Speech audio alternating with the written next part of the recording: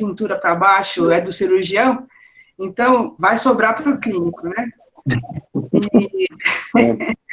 E é uma doença que tem um alto índice de mortalidade, então todo cuidado é pouco. Eu acho que, mesmo antes de você pensar em infarto agudo do miocárdio, numa dor torácica, tem que pensar em dissecção aguda da aorta, né? Então, assim, eu vou dar a palavra a você para poder desenvolver esse tema e depois abrir para algumas perguntas. Obrigada, viu, André? Fica à vontade. Obrigado, doutora Sandra, obrigado, Pedro, pela oportunidade, né?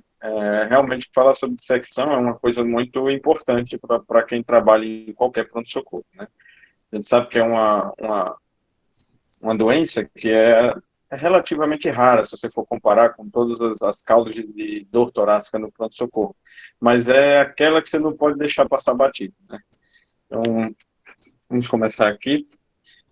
Uma breve introdução, né? A gente vai falar um pouco mais à frente sobre na epidemiologia. É uma doença incomum de acontecer no pronto-socorro, mas ela é catastrófica, né? Quando ela é mal diagnosticada e mal tratada, é uma que normalmente leva o paciente a óbito, né? Então, o diagnóstico e o tratamento dessa doença tem que ser rápido. De tanto a gente se falar muito disso, né, principalmente o principal diagnóstico diferencial sendo uma síndrome coronariana aguda, que é uma coisa que todo mundo tem medo de ter um infarto, né, mas ninguém nem lembra da dissecção de aorta, a maioria das pessoas leigas nem sabe disso, né. Então, os serviços de saúde estão se montando cada vez melhor mundo afora para tentar reduzir essa mortalidade. Realmente, assim, a gente vê que, pelo menos nas meta-análises mais recentes, essa mortalidade tem decaído, principalmente com a melhora do fluxo diagnóstico, né, que agora a gente consegue fazer um ecocardiograma beira-leito mais rápido, né? Antigamente a gente tinha um pouco mais de dificuldade, que a gente consegue dar esse diagnóstico assim um pouco mais certeiro, né? Então, a definição em si, aqui eu trouxe um anatomopatológico da aorta. Você tem as três camadas principais, né? O endotélio, que é a íntima, a camada média e a camada adventícia, que é a camada mais externa, que é onde fica a vasa vasorum, etc. Então, a ruptura dessa camada íntima e que leva a uma lâmina de sangue entrar dentro da camada média, ela começa a dissecar toda essa região aqui da camada média, fazendo um falso lumen dentro do próprio vaso, né? Então, você vai dissecar essas camadas de acordo com o fluxo de sangue. Então, é uma incidência baixa, né, de 2,6 a 3,5 por 100 mil pessoas por ano. Então, se você for comparar com o infarto agudo do miocárdio, por exemplo, são cerca de 200 a 380. Então, é realmente uma incidência baixa, se você for comparar com isso, né? A maioria desses pacientes são do sexo masculino, e eu consegui alguns dados do DataSUS, que são cerca de 150 mil casos no Brasil. E a mortalidade no Brasil, por incrível que pareça, acompanha a mortalidade mundial, que é em torno de 25% na fase aguda, quando bem diagnosticado. A fisiopatologia, a gente tem 4 principais causas que levam o paciente a ter uma doença da aorta, mas a principal é a degenerativa. E dentre as causas degenerativas, a hipertensão arterial sistêmica é o carro-chefe aqui. Normalmente, esses pacientes que têm doença da aorta são pacientes que não se tratam bem da hipertensão. Esse estresse na parede da aorta vai levando cada vez mais a que a gente vai ver mais para frente também, dentro da fisiopatologia, a formação de pequenas necroses, cistos necróticos dentro da camada média. Isso vai levar com que essa artéria venha a romper a camada íntima, e aí a gente tem o aneurisma em si e a dissecção. Mas também a gente tem que lembrar da válvula aórtica bicúspide, né, que é uma doença congênita, digamos assim, em que você tem a fusão dos folhetos da válvula aórtica e que você acaba levando a um estresse específico de uma parte de uma região da aorta que também pode acabar degenerando. As desordens do colágeno, que a gente vai falar mais importante, assim, né, que tem uma maior incidência, que a gente consegue ver ainda, é a síndrome de Marfan, mas tem a síndrome de Ehlers-Danlos, entre outras. A traumática, né, principalmente em pacientes jovens, você tem aqueles traumas automobilísticos, né, graves, que você tem um mecanismo de aceleração, desaceleração importante, você pode ter como se fosse uma diferença de velocidade entre as camadas da aorta, e aí isso você vai acabar levando a uma ruptura dessa camada média e da camada íntima. E também tem a iatrogênica, né, que, graças a Deus, é a menos comum, mas o caso mais comum de acontecer é quando você vai fazer um cateterismo, por exemplo, você pode acabar lacerando ali na aorta, ou durante uma cirurgia cardíaca, entre outros. A fisiopatologia aqui é importante porque ela diferencia tanto o tratamento da fase aguda, como pela idade. Então, a degenerativa, ela acaba acontecendo no paciente mais idoso. As causas traumáticas são nos pacientes mais jovens, assim como a desordem do colágeno. Então, nesse tipo de paciente, você vai ter uma abordagem ligeiramente diferente. Então, aqui é a fisiopatologia base do aneurisma e da dissecção de aorta. Aqui nesse lado esquerdo, a gente vê que, nesse primeiro quadrinho, a gente vê as fibras colágenas bonitinhas da camada média. Nesses dois quadros de baixo, a gente vê as fibras elásticas, né, numa coloração específica. Então, isso aqui é uma aorta normal. E aqui do lado direito, a gente vê essas vacuolizações aqui na camada média. Isso nada mais é do que a necrose cística dessa camada. Então, ela simplesmente desorganiza completamente as fibras colágenas, como também as fibras elásticas. E aí você acaba tendo qualquer estresse a mais dentro dessa camada, vai fazer com que ela rompa. Então aqui a gente parte um pouquinho para a classificação. Existem duas classificações mais utilizadas, que são a de DeBakey e a de Stanford. A de Stanford ela é mais simples e é, digamos, vou dizer mais útil, né? Mas ela é mais... ela consegue diferenciar bem quais são os tipos em que você tem que tomar mais cuidado, né? Então, a classificação de Stanford ela leva em conta se o aneurisma acomete ou não a aorta ascendente. Se ela acomete a aorta ascendente, ela é do tipo A. Se ela não acomete a aorta ascendente, ela é do tipo B. A classificação de DeBakey, ele pega um pouquinho se o insulto inicial, a ruptura, ela vem da ascendente ou se a ruptura ela começa na aorta descendente. E se essa ruptura se restringe apenas à aorta ascendente, que é o tipo 2, ou se ela acaba indo da aorta ascendente para qualquer outro ponto da aorta, que seria o tipo 1. E o tipo 3 seria basicamente aquela da aorta descendente, que é o tipo B da Stanford.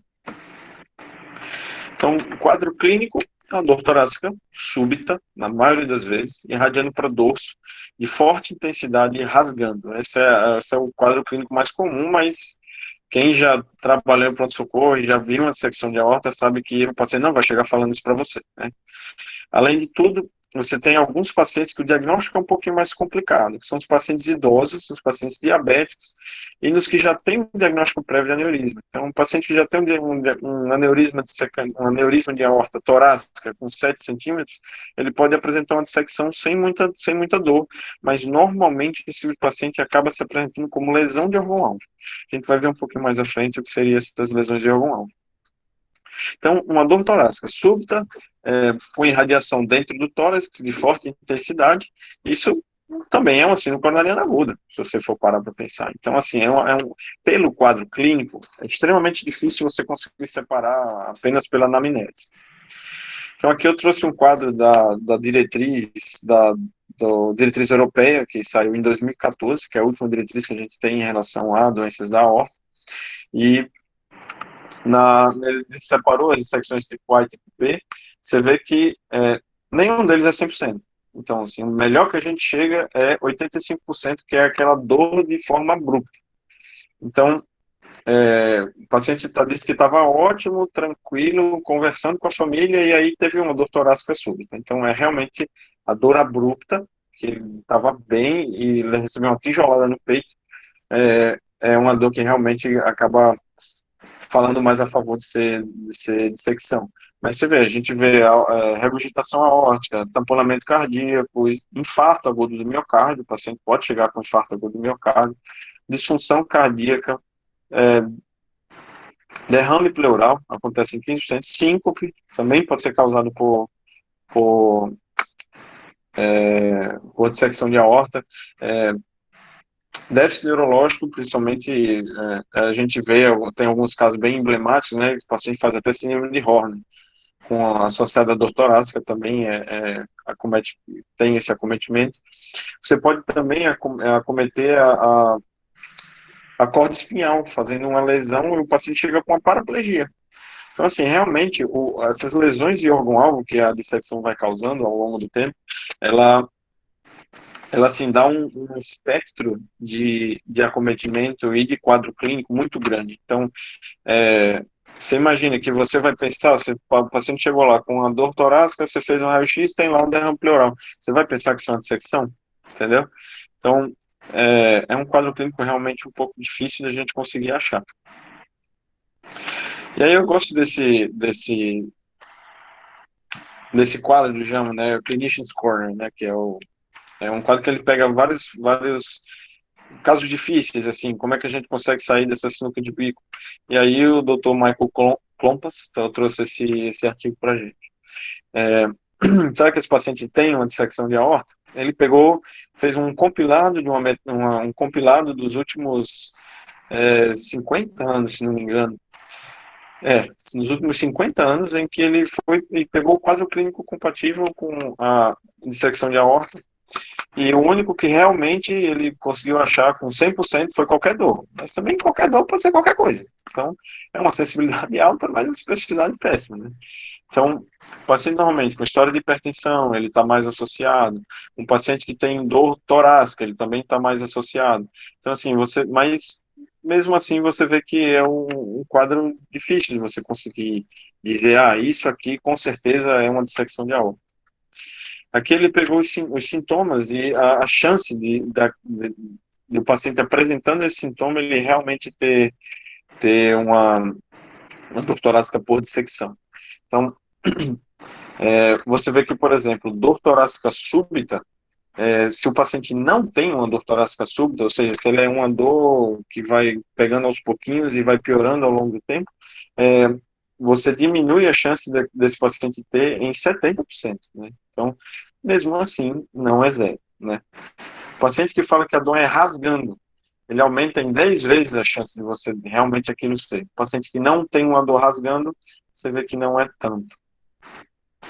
Diferença de pulso, né? O von Kodolis, ele achou que 47 vezes mais a chance. Você tem uma diferença de pulso entre os membros, entre os membros simétricos, né? Ou seja, entre os pulsos radiais, os pulsos carotídeos e os pulsos femorais. Está bastante associado com a doença da aorta. Déficit neurológico focal foi outra coisa assim que realmente é bastante associado quando o paciente tem dor torácica e ele faz um déficit focal, deve ser a sua primeira, segunda e terceira hipótese diagnóstica de que ele tenha feito uma dissecção. Só para lembrar também, um mediastino alargado, você também, se ele está ausente, ou seja, se você não vê um alargamento do mediastino, ele também diminui bastante a chance daquele paciente ter uma dissecção. Mas preste atenção, você errar um terço dos diagnósticos para uma doença catastrófica como essa não é uma coisa boa. Então, a gente consegue mais ou menos ir puxando aqui e acolá, mas mesmo assim a gente não tem uma certeza pela anamnese ou pelo exame físico de que aquele paciente tem uma dissecção de aorta. Então, ele trouxe aqui a sensibilidade por fator, né, desses pacientes. Então, 41% tinha uma pressão sistólica elevada, cerca de 49% na média, né, na sensibilidade conjunta. Sopro diastólico, 28% de sensibilidade. Déficit de pulso, 31% de sensibilidade, ou seja, baixa. Então, assim, você não consegue achar aqui nenhum fator que consiga discriminar com a sensibilidade minimamente aceitável de que aquele paciente tem uma dissecção de aorta. Mesmo a radiografia de tórax, né? Se você pegar qualquer achado de radiografia normal, aí realmente você tem uma sensibilidade até aceitável.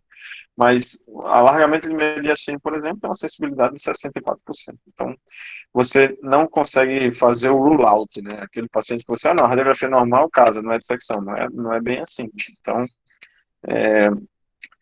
a gente tem que melhorar um pouquinho mais esse diagnóstico.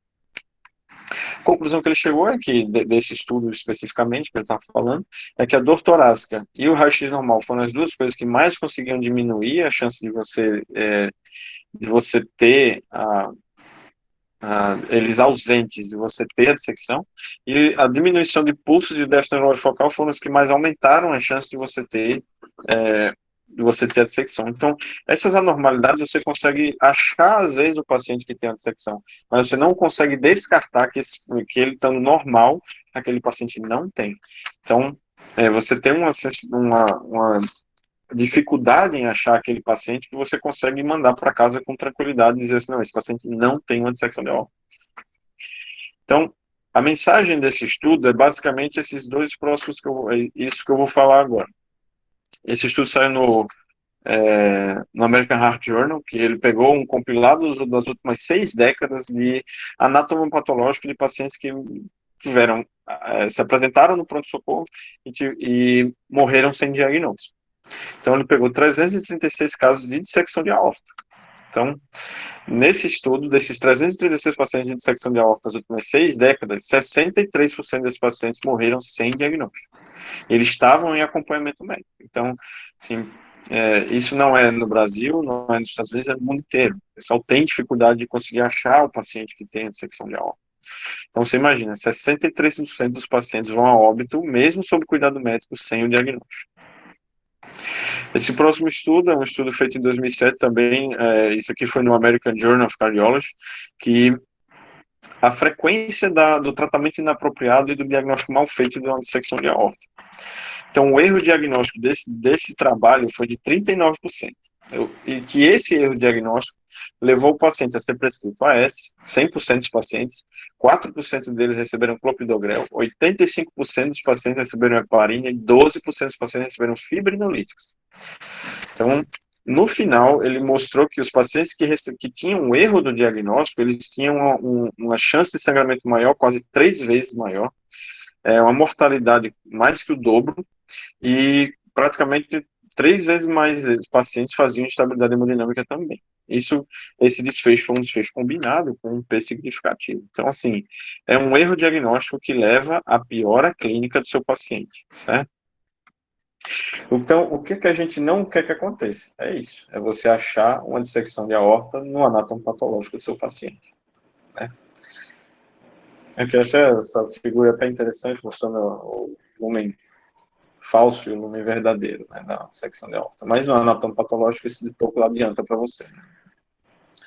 Então, como é que a gente vai fazer esse diagnóstico? Como é que a gente vai atrás? Nessa última diretriz, assim, realmente, se você for atrás, na literatura, você tem um pouco de dificuldade de achar o fluxograma ideal de diagnóstico.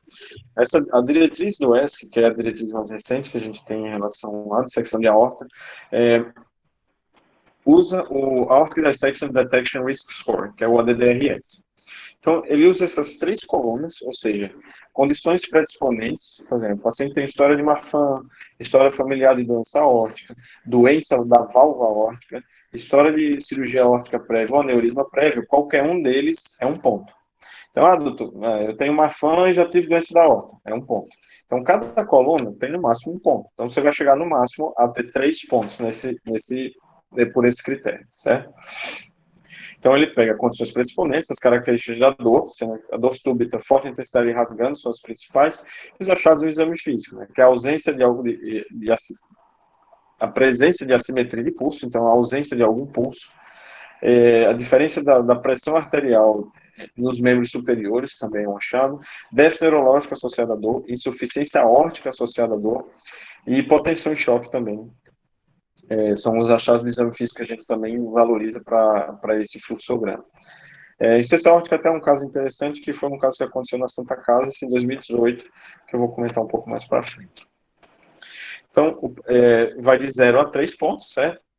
Sendo você ter um ponto ou mais, você tem uma sensibilidade para dissecção de aorta de 95%. Então, realmente é uma sensibilidade que a gente chega boa.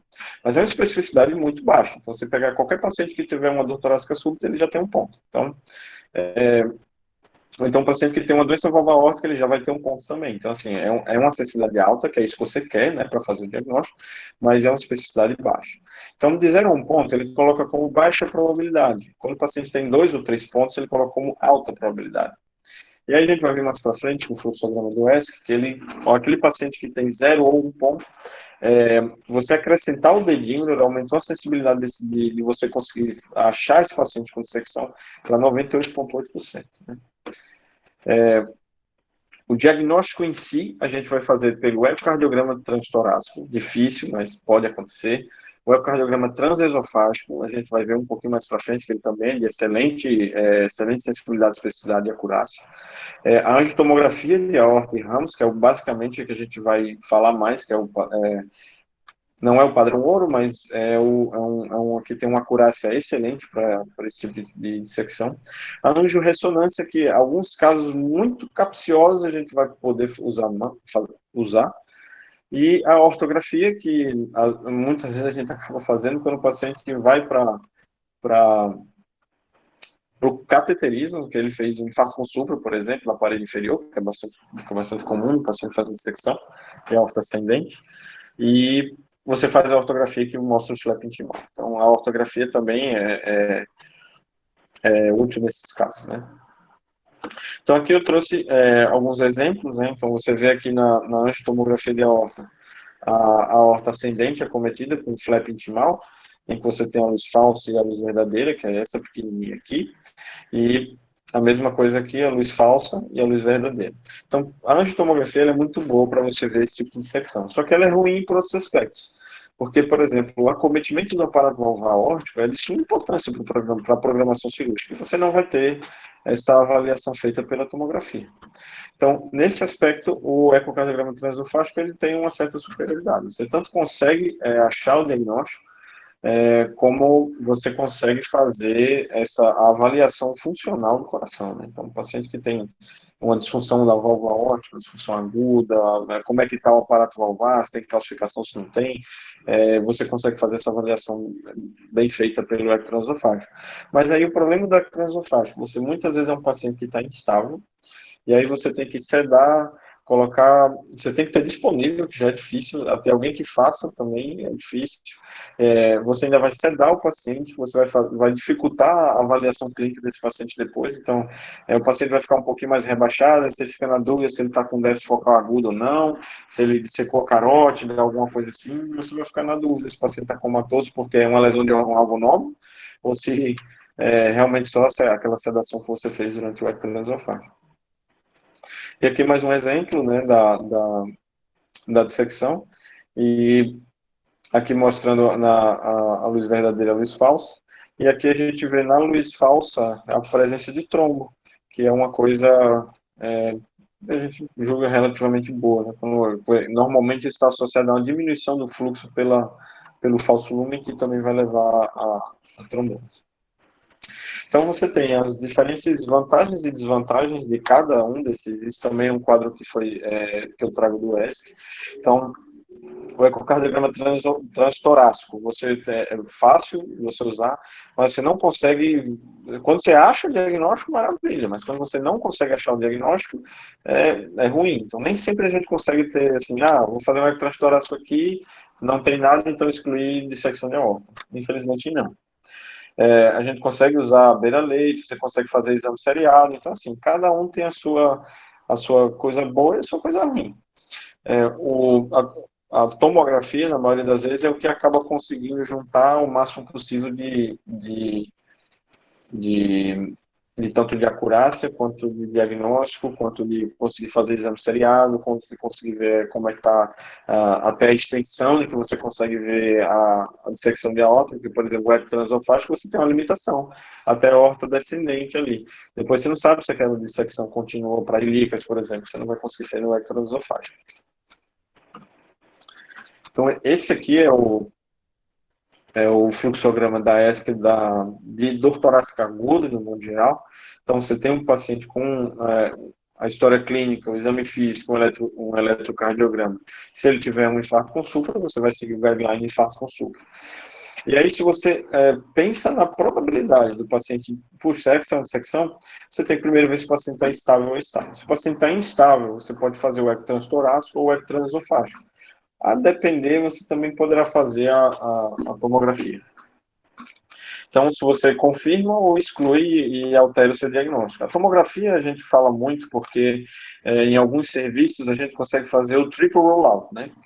O que seria isso? Você consegue ver se o paciente está fazendo um PEP, se você consegue ver a coronária do paciente, você tem alguma obstrução e você consegue ver a aorta. Então, você consegue descartar 3 diagnósticos diferenciais importantes em que o tratamento de cada um é diferente. Então, quando você tem um paciente estável, você vai fazer aquele score do ADDRS. O paciente baixa probabilidade, você pode fazer um dos 3 aqui, o ecotranstorásco, torácico, o dedímero ou a radiografia de tórax. O ideal é você fazer os 3. Se você não sendo possível, um paciente de baixo score, com dedímero negativo, você basicamente tem que considerar outro diagnóstico. Mas se você faz, por exemplo, uma radiografia de tórax, que mostra que tem um alargamento do mediastino, você também tem que considerar fazer uma tomografia para confirmar ou alterar o seu diagnóstico.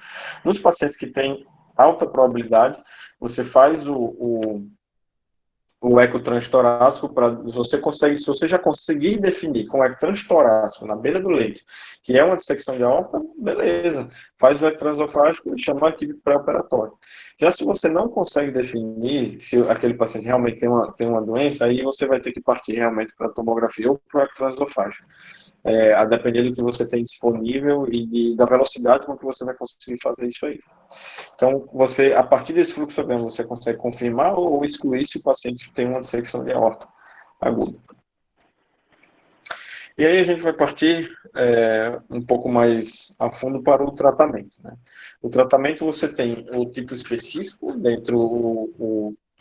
pelo tipo de dissecção que você tem, o tipo A ou tipo B, e tem um tratamento geral, que é basicamente aquele tratamento que nós, como clínicos, como emergencistas, a gente vai fazer, que o tratamento cirúrgico vai ficar a cargo da cirurgia. Então, o que você tem que primeiro pensar de tudo é reduzir o duplo produto do seu paciente. Então, você tem que manter uma PA sistólica entre 100 e 120. Isso aqui você tem que ter um pouco de parcimônia. Você tem que pesar o seu paciente. O paciente chegou com 240 de PA, se você reduzir a PA para 100 de sistólica, você vai fazer um déficit neurológico no seu paciente. Então, isso é um alvo, mas você vai devagar e tentando ver como é que está o seu paciente. Entendeu? Se por um acaso aquele paciente não tolerou essa PA sistólica, você infelizmente vai ter que tentar deixar ela um pouquinho mais alta mesmo. O guideline da ESC fala até que você pode um limite ali de superior até de 140. Não é o ideal, sempre tente trazer para 100 a 120, mas alguns pacientes não vão tolerar, eles vão fechar a diurese, eles vão apresentar déficit neurológico focal, então esses pacientes você tem que tomar cuidado. E a frequência cardíaca, né? Então a frequência cardíaca você tem que trazê-la para baixo também, isso aí você traz com certa tranquilidade. Para você conseguir fazer isso, os beta-bloqueadores são a medicação que a gente mais utiliza, né? É difícil, as primeiras opções é difícil a gente ter em todo pronto-socorro, né? Que seria o esmolol e o labetalol. Porque o esmolol, por exemplo, que a gente consegue, ele tem a rápido tempo de ação e uma meia-vida muito curta. Então, por exemplo, você começou a baixar a pressão do seu paciente, e aí ele começou a fazer um BAVT, por exemplo. Então, você já segura a dose ali, já deixa uma dose mais alta, ou então você baixou demais a PA, segura a mão. Então, você consegue ter uma titulação do seu paciente de maneira mais adequada. Mas o beta-bloqueador aqui, você tem que entender que ele entrou para baixar a frequência, certo? Então, você tem que tentar baixar a frequência com o beta-bloqueador. Se você não conseguir, o paciente não tolera. Por exemplo, um paciente que chegou em broncoespasmo ferrado, um paciente que tem um DPOC grave, que tem um asma grave, muitas vezes você não vai conseguir usar o esmolol, ou o labetalol, ou nenhum beta-bloqueador. E aí você parte do bloqueador de canal de cálcio, aqueles não hidroperidínicos, né, o verapamil, o tiazem, você pode fazer intravenoso também. Lembrando que você tem que fazer intravenoso, né? Você tem que trazer esse duplo produto o mais rápido que você conseguir. E naqueles pacientes que você fez o beta-bloqueio e você não conseguiu atingir a pressão sistólica que é de meta, você inicia vasodilatador. E aqui o nitroprusiato é o carro-chefe, né? Normalmente é aquele que você realmente vai conseguir um controle adequado da pressão arterial. Lembrando que eu já vi acontecer, já vi pacientes aqui na Santa Casa que fizeram o contrário. Ah, tem que baixar a pressão, tem que baixar a pressão, e iniciaram o nitroprusiato de cara. Não é para fazer isso, porque o que é que acontece? Como todo nitrato, quando você entra com nitrato de cara, ele vai fazer o baroreceptor aórtico, o que é que vai acontecer? Ele vai fazer taquicardia reflexa e acabar aumentando o débito cardíaco. Ou seja, você diminui a resistência vascular sistêmica com o beta-bloqueador, baixa a pressão, o baroreceptor sente, aumenta a frequência cardíaca e, no final das contas, você vai acabar aumentando o débito cardíaco e causando mais estresse na sua órbita. Então, antes de iniciar o vasodilatador, é preponderante que você faça o beta-bloqueio. Na Santa Casa, como não temos o esmolol, nem o labetalol não tem no Brasil, né, seria a primeira opção, já que você consegue fazer um bloqueio duplo. A gente poderia fazer o metoprolol. Na ausência de qualquer beta-bloqueador intravenoso, você pode utilizar os bloqueadores de canal de cálcio também, com tranquilidade. E aquele era o tratamento clínico, no modo geral. O tratamento cirúrgico é para o tipo A. Então, pacientes que têm dissecção de tipo A, ou seja, acometimento da aorta ascendente, ele é cirúrgico. A mortalidade dos pacientes que não são operados nas primeiras 48 horas é de 50%. Então, metade dos pacientes vão a óbito se não forem operados, certo? E os pacientes que são operados, eles diminuem a mortalidade em 30 dias de 90% para 30%. Ou seja, você entenda que é uma mortalidade alta ainda, mesmo no pós-operatório. Mas mesmo assim, porque é uma cirurgia grande, uma cirurgia difícil, mas mesmo assim ainda é uma mortalidade muito menor do que você deixar aquele paciente em tratamento clínico. Aqui, a pegadinha às vezes é com aquele paciente comatoso. Então, um paciente que fez um déficit neurológico muito grave, que ele está comatoso, que ele está sonolento, esse paciente ele realmente é uma coisa difícil, né? Porque você vai fazer uma cirurgia extremamente complexa no paciente que já está isquemiando o cérebro e que ele pode fazer sangramento, pode piorar o déficit neurológico e ele pode não recuperar. Então você tem uma dificuldade enorme para você conseguir operar esse paciente, e aí você opera e o paciente fica com um déficit neurológico comatoso ali, morte encefálica, que é o que a gente não quer que aconteça. Mas os estudos que viram esse tipo de paciente especificamente, eles colocam que uma janela de oportunidade de até 5 horas, o paciente consegue recuperar, assim, no estudo que eu vi, era mais de 92% dos pacientes recuperavam, não 100%, mas deixavam de ficar comatose, por exemplo. Então, você consegue ter uma reversão, nem que seja parcial, do déficit neurológico daquele paciente nas primeiras 5 horas, se você operar esse tipo de paciente. Esse aqui é um estudo interessante, que ele pegou os pacientes que tinham contraindicação a operar a dissecção de aorta que chegou no pronto-socorro. Então, assim, André, mas me explica aí como é que foi essa não operação. Então, eles pegaram pacientes que já estavam em cuidados paliativos, eles pegavam pacientes que realmente não tinham condição de operar, por exemplo, um paciente com síndrome de Marfan, que já era a 8ª operação do paciente, se você abrir aquilo ali, com certeza vai dar ruim. Ou então pacientes com neoplasias muito avançadas, pacientes já demenciados prévios. Então, entenda aquele paciente que a cirurgia para ele não era uma coisa boa. Então, você vê que aqui é a sobrevivência dos pacientes, aqui é na coluna das abscissas, e nas ordenadas você vê o tempo em anos. Então, basicamente, do tipo A, que é essa bolinha branca, 80%, 85% dos pacientes morrem no D0. Então, se você não operar esse paciente, a mortalidade dele é incrivelmente alta. Então, e a maioria desses pacientes morrem antes de 1 ano. É diferente da dissecção de aorta tipo B, que ela é um pouco menos grave do que a dissecção de aorta tipo A. Então, aquele paciente com dissecção tipo A, ele tem que operar. Se não operar, ele vai morrer no D0. Nas primeiras 48 horas, 50% deles morrem. Nos primeiros 30 dias, chega a 90% em alguns estudos. Então, é um tratamento cirúrgico e ponto final. Já o tratamento do tipo B, ele é um tratamento clínico. Quais são as exceções? Então, o tratamento clínico, vocês entendem que foi aquele que a gente falou no começo, que era o tratamento geral. Você controlar do produto.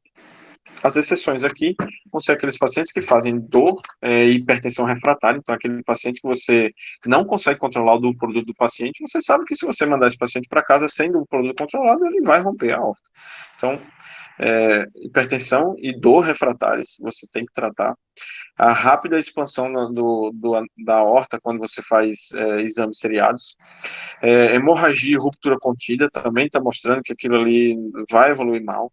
Ou então isquemia de algum órgão distal. Então, você tem aquele paciente que faz uma isquemia mesentérica grave, você tem aquele paciente que faz uma hepatite isquêmica grave, ou então você faz qualquer tipo de isquemia, inclusive renal, por exemplo, você também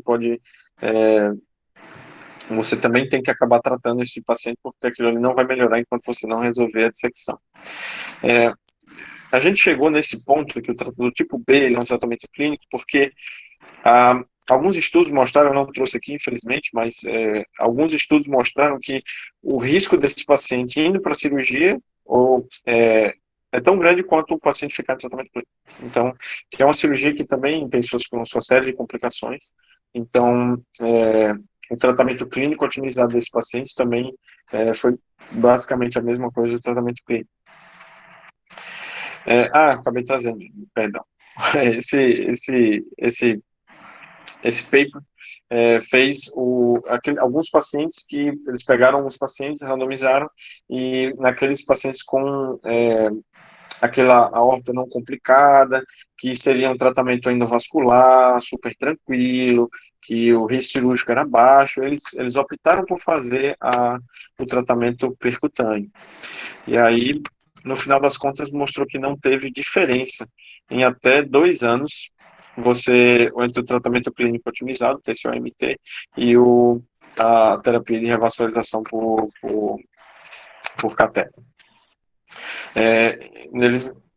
Nesse estudo, uma ressalva que eles fizeram é que provavelmente no longo prazo, porque o paciente que fica em tratamento clínico otimizado, ele acaba tendo um remodelamento da aorta. Então, aquela aorta ela vai continuar crescendo, ela pode levar a embolia no futuro, quando você começa a não trombosa muito bem a luz falsa, e já no tratamento endovascular, não, você conseguiria fazer um remodelamento bom da aorta, então ela continuaria no tamanho adequado, então isso, numa propensão de mais anos, você conseguiria ver, talvez, esse benefício.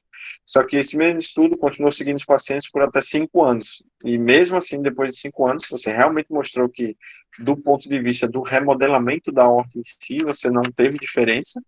Você teve diferença no paciente que foi tratado endovascular, mas que na mortalidade e complicações não teve diferença entre os grupos. Então, realmente, hoje em dia, a melhor evidência que a gente tem é que o paciente com a dissecção tipo B é tratamento clínico otimizado. Né? Realmente é um contrassenso às vezes, mas é isso que a gente encontra na literatura. Então, fazendo um resumo breve, assim, eu não quis entrar em detalhes a respeito do tratamento cirúrgico, porque realmente é controverso. Você vê vários cirurgiões falando que muitas vezes o ideal é você só abrir, colocar prótese ali na aorta ascendente, fechar a luz falsa, a entrada da luz falsa, que o resto vai trombosar e vai ficar tudo bem. Aí não, tem gente que advoga que você faça um tratamento completo, que você veja toda a dissecção, toda a extensão, para você fazer um tratamento completo da aorta. Mas até hoje na literatura a gente não tem um consenso 100% de que você fazer um tratamento mais conservador, com a cirurgia mais breve e mais simples, você tem uma diferença de mortalidade ou complicações a longo prazo. Então, eu não vou entrar nessa seara, vou deixar os cirurgiões se matarem a respeito disso. E também da aorta tipo B, que a gente acabou de falar. Resumindo, é uma doença extremamente subdiagnosticada e catastrófica. Então, você errar esse diagnóstico, você vai invariavelmente levar seu paciente, muitas vezes, a óbito. A história clínica e o exame clínico são essenciais, ou seja, quando você pega um paciente com dor torácica, que você vai auscultar, por exemplo, você vê uma insuficiência aórtica, já tem que levantar a pulga atrás da orelha se esse paciente não tem uma dissecção. Diferença de pulsos simétricos, ou seja, diferença entre os pulsos carotídeos, diferença entre os pulsos radiais, diferença entre os pulsos femorais. Também tem que levar a você a pensar nesse diagnóstico. e a diferença de pressão entre os membros também. Então, o exame clínico é essencial, mas ele não afasta. Então, você pega um paciente de doutorado, o exame todo normal, ele não tem dissecção. Não é assim, né? Então, aquele paciente que você tem uma mínima suspeita, você tem que colocar ele dentro daquele fluxograma, utilizando a análise de risco a priori, ou seja, você vai utilizar o ADDRS com o dedímero, para você saber se aquele paciente tem ou não tem, para você fazer um exame diagnóstico direcionado para o tratamento.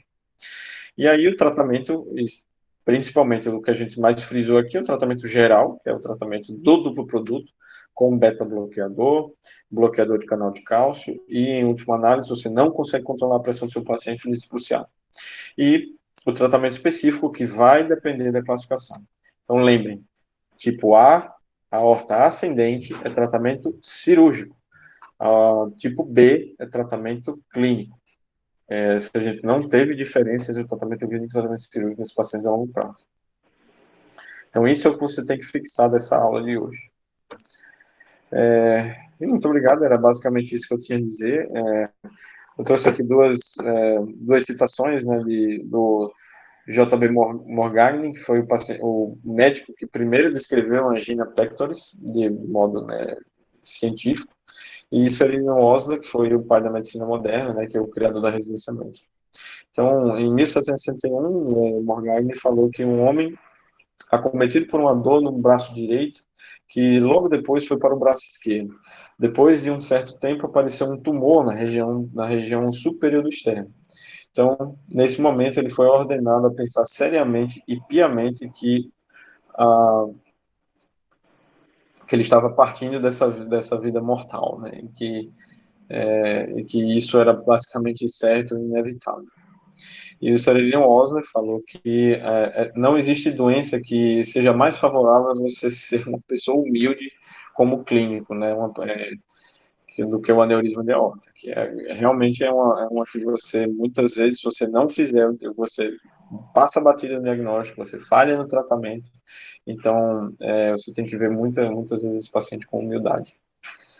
E era basicamente isso que eu tinha a dizer. Vou abrir para perguntas agora para quem quiser. Muito bom, meu amigo. Passando a bola para a doutora Sandra. Doutora Sandra, a palavra está para a senhora para fazer as suas considerações. Vamos nessa. Pois não.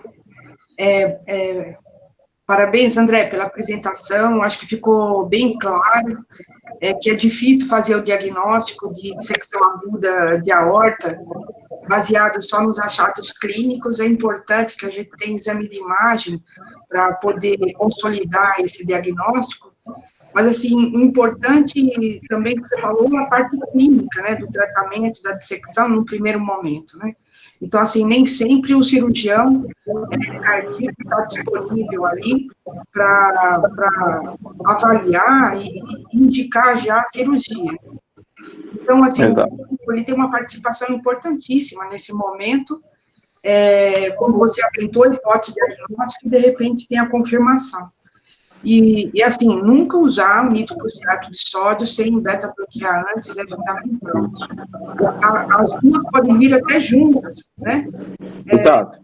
Por isso que o ideal seria a gente usar Esmolol, que tem uma ação muito rápida, e assim, então você pode entrar junto com o nitrocruciato de sódio. Agora, assim, o Esmolol não tem no SUS, né?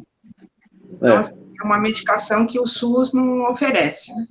Então, a gente vai com o metoprolol mesmo. Então, eu queria te perguntar, eu não sei se eu tenho, assim, um conceito que talvez não seja o mais correto, mas na minha cabeça, assim, eu sempre achava que para começar uma dissecção aguda de aorta, além dele ser hipertenso, ele estar numa emergência hipertensiva naquele momento, ele tem que ter uma lesão estrutural da parede da íntima da aorta, tipo uma placa de ateroma. Então, assim, seria a porta de entrada para começar a dissecção, né? Diante dessa início da dissecção, a dissecção ela pode ser retrógrada ou anterógrada, né? Então, assim, retrógrada estaria dissecando para trás, né? geralmente quando pega a aorta ascendente, e aí as complicações é aquelas que você falou, insuficiência aórtica, tamponamento cardíaco, começa com derrame pericárdico, e infarto agudo fulminante, né, quando pega o ósseo da coronária. Agora, assim, quando é anterógrada, aí ele pode dissecar para, inclusive, a artéria subclave esquerda, se eu não estiver anatomicamente falando alguma besteira, que vai dar para a coronária, que vai dar para a carótida direita e a carótida esquerda. E ele pode ter um déficit neurológico por ter dissecção ali para a artéria carotídea. Exato. E daí, ele partir para a aorta descendente e comprometer, às vezes, levando a paralisia do diafragma, né? Podendo levar, como você falou, isquemia mesentérica, isquemia renal, que ele pode dissecar, inclusive, dentro da artéria renal, né? Exato. E aí, para membros inferiores, e a complicação é bastante grave. Eu vi um caso uma vez que o paciente teve a dissecção da aorta ascendente para descendente, e assim, ele fez um renovascular agudo. Ele dissecou para a artéria renal, fez uma hipoperfusão arterial do ângulo, é como se estivesse fazendo uma crise de renovascular. Hipertensivo, assim, extremamente grave, a ponto que ele levou depois a uma exclusão renal pela dissecção. Então, o quadro é tão florido, tão complicado, e eu queria perguntar para você concorda que ele precisa ter uma lesão estrutural da parede da íntima para começar a dissecar? Por que ele disseca retrogradamente? O que existe anatomicamente na parede do vaso para ele dissecar para trás? Perfeito, doutora Sânia. Realmente o quadro clínico, como a senhora falou mesmo, é bem variado. Então, onde faz lesão diagonal, o quadro clínico pode aparecer, né? Então, a gente não sabe ainda exatamente o que é que acontece. O que é que acontece primeiro? Se são essas necroses císticas da camada média que acabam rompendo a íntima, ou se é uma ruptura da íntima que pega essa camada média com necrose, que acaba levando à dissecção. Então, a gente não sabe o que acontece primeiro. Mas em relação a ele ser anterógrado ou retrógrado, a gente também não sabe o porquê que alguns pacientes fazem mais retrógrado ou mais anterógrado, ou só pegam.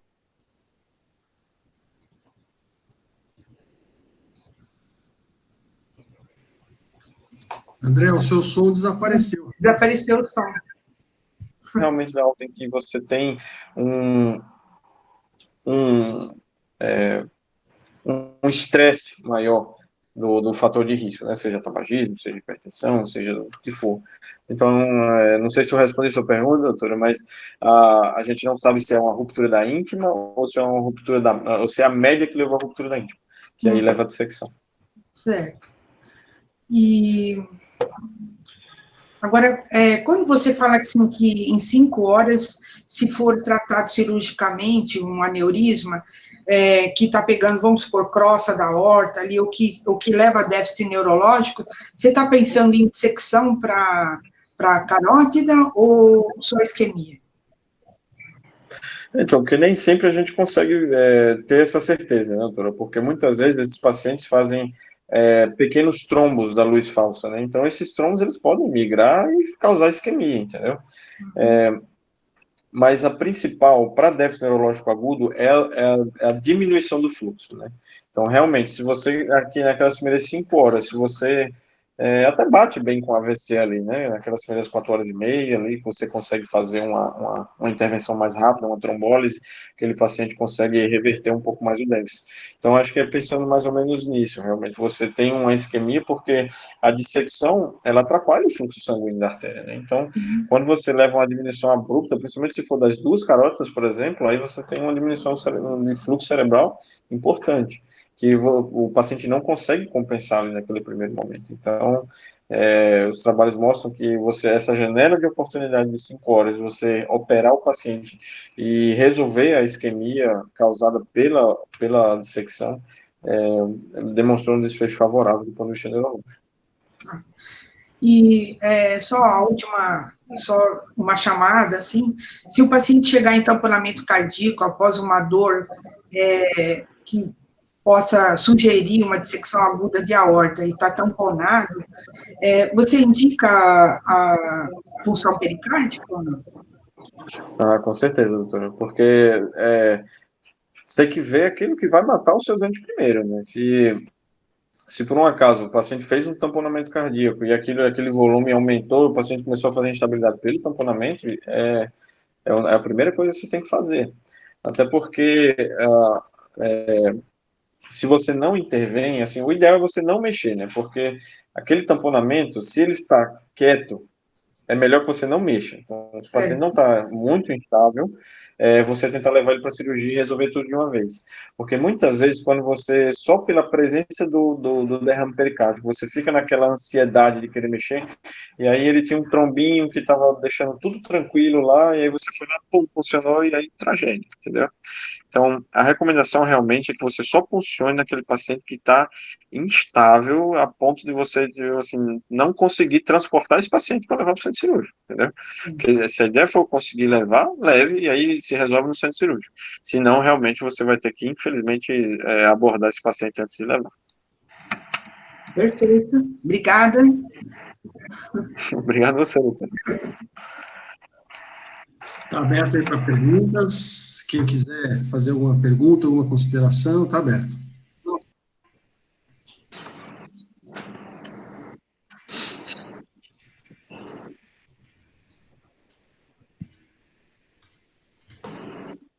Alguém, pessoal? Alguém fala? Acho que o pessoal está inibido, Pedro. Então, eu vou falar eu, então. O mestre Kimmer, você que faz um dos melhores carbonaras da Santa Casa, que eu tenho aí a notícia, né? Aprendi com o mestre. Depois com o André Kimmer, ele faz carbonara. Eu queria te perguntar um pouquinho da indicação de cirurgia. Você falou muito bem das dissecções de aneurisma. Quando eu estudei isso já há um tempinho atrás, a gente indicava aneurisma de aorta ascendente 5,5 centímetros, e parece que esses valores mudaram um pouquinho, e eu não sei se você está mais up-to-date aí no INCOR, na sua residência aí, se você tem esses valores de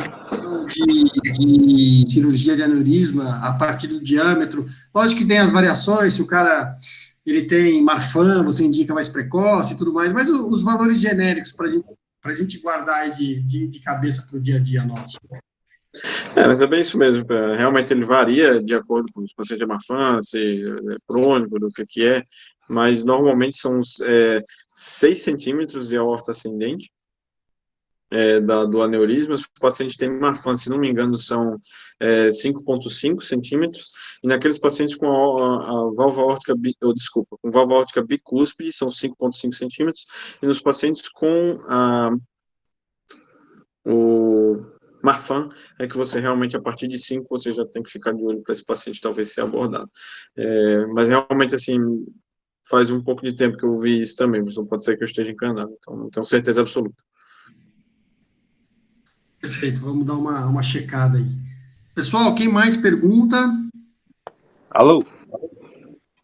Pedro. Pedro, Fala, doutora Sandra, pode falar. Só emendando o que você estava falando, o aneurisma de aorta abdominal segue o mesmo diâmetro, ou abdominal, se não me engano, é 8? Não. Desculpa, fala aí, André. O abdominal, ele tem uma diferença, mas o abdominal, muitas vezes, a gente vê mais pelo crescimento nos exames seriados, né? E se ele tem algum sinal de ruptura iminente nos exames de imagem seriados. Eu não sei agora, realmente, doutor, me falha a memória, não sei se são 8 centímetros. Eu sei que é mais do que o da aorta ascendente, mas não sei se são 8. Bom, o que eu tenho em mente é que a aorta abdominal 5 centímetros e a aorta ascendente, na última vez que eu vi isso, 5,5, mas parece que esses valores mudaram, o que eu falou em 6.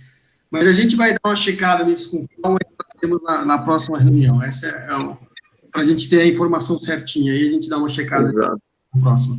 Doutor Pedro Della Libera, fala aí, roubando a internet da esposa. Vamos lá, fala aí, Pedro. Boa noite, pessoal. Primeiro, parabéns, professor André Kummer. Muito bom, cara, muito bom mesmo. Eu tinha uma dúvida que eu estava até discutindo ontem com o renomado médico José Vitor no plantão. É um caso que era o seguinte: era um paciente que acho que a gente vê bastante na nossa rotina, paciente com dissecção de aorta, vai para a fila e depois de alguns dias chega na Santa Casa. Chega estável, e aí no planejamento cirúrgico acabam solicitando cateterismo. Esse era um paciente que até a Thaisa fez o eco antes, tinha uma insuficiência aórtica.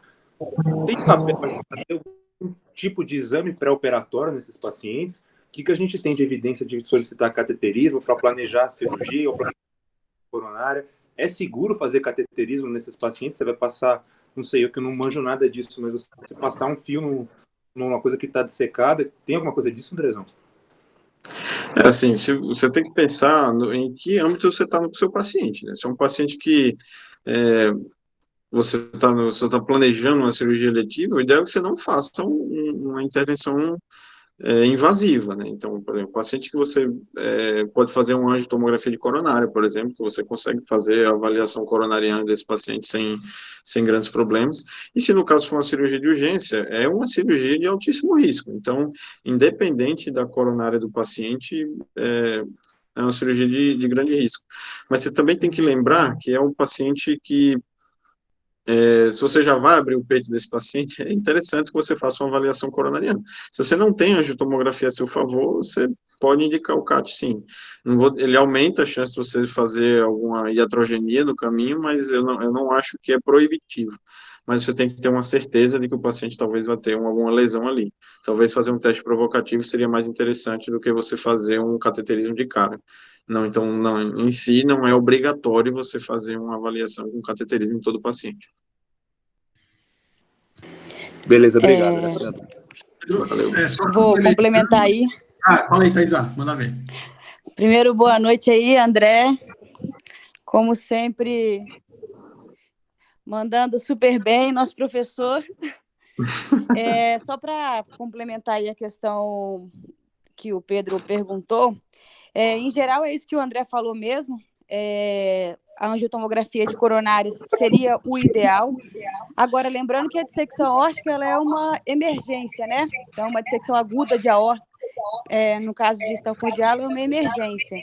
Então, no caso de não, assim, pela tomografia em geral que a gente faz, daria para a gente poder tentar ver se as coronárias, se elas saem ou não da luz falsa ou da luz verdadeira, porque isso mudaria o planejamento cirúrgico, mas também pelo eco, até pelo eco transtorácico mesmo, a gente consegue, não necessariamente em todas as vezes, mas dá para a gente tentar ver se as coronárias direita e esquerda, se elas saem ou não da luz falsa. Então, isso ajudaria aí no planejamento cirúrgico. Então, no paciente que chega com dissecção aórtica, duas coisas são muito importantes. Uma, se pega a válvula aórtica ou não, porque isso muda o planejamento, né? Vai ter que trocar a válvula ou não. E se pega as coronárias ou não, porque isso também muda o planejamento ali na hora. Agora, o cateterismo não deve, de forma alguma, atrapalhar, né, atrasar a cirurgia desse paciente, porque é uma cirurgia de emergência. Então, ou a gente vê pela angiotomo que a gente faz mesmo, se não tiver angiotomo de coronária especificamente, ou então tenta ver através do eco essa questão das coronárias. Mas, de hipótese alguma, isso deve atrasar, levar o paciente para o centro cirúrgico. Perfeito. É isso mesmo. Muito bom, doutora Thaisa. Brilho. Pessoal, então, tem uma então, dúvida aqui. fala aí, Já fiz 15 miligramas de metoprolol e a frequência cardíaca não controlou. Você pode fazer bloqueador de canal de cálcio, né? Aquilo que a gente tinha comentado, tá? O verapamil, diltiazem. Você pode tentar controlar um pouco mais a frequência do seu paciente também. Deixa eu ver aqui. Justaria dizer que toda dissecção.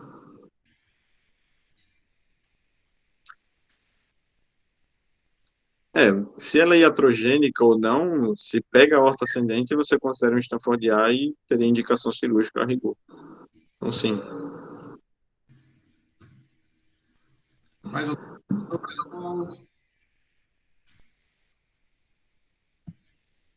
Bom, não tem.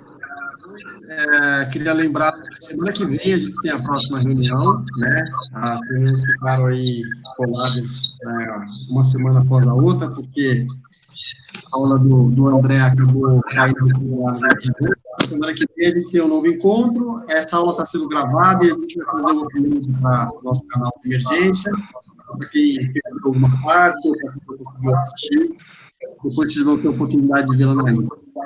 Eu vou dar um grande abraço para o meu amigo André, lembrar que eu acho que a coisa mais bacana que está na nossa casa é esse clima de amizade que a gente tem entre os assistentes, e que gostaria de passar a bola aí para a Sandra para o encerramento da reunião. Um grande abraço, meu amigo. Parabéns. Obrigado, Pedrão. André, muito obrigada. Foi excelente. Vou ficar esperando você para a próxima aula aí. Vai se preparando. E foi bem esclarecedor. Você vê que é um tema que não é fácil, né? Então... muita coisa. Bastante coisa.